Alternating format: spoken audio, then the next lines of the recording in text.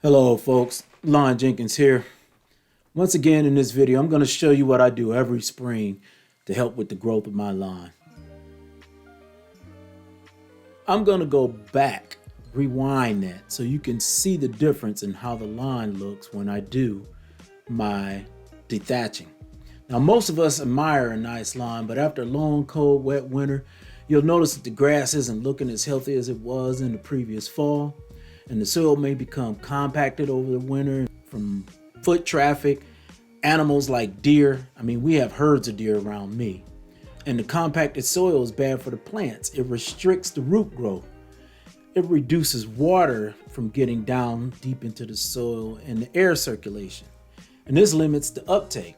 It can lead to stunted growth, wilted leaves, and even death of the grass. So here you're going to see snow mold that can appear on the lawn, old dead gray grass.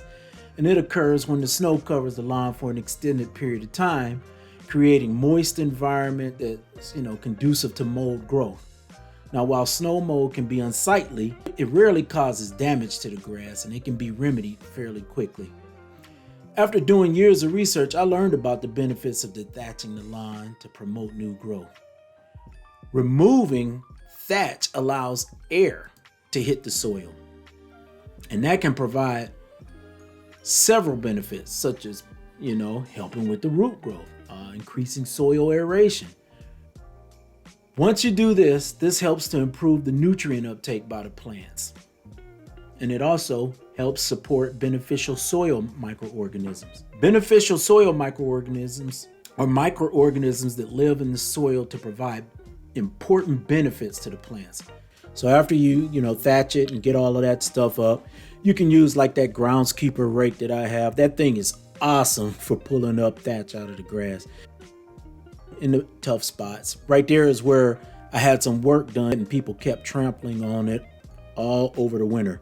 That's what happened there. And then you can use your blower.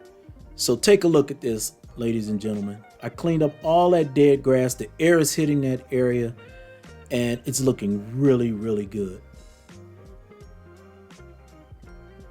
I don't have nearly as much dead grass this year because of a few steps I did the previous fall, and I have some videos from the previous fall that'll show you why I don't have as much thatch this year.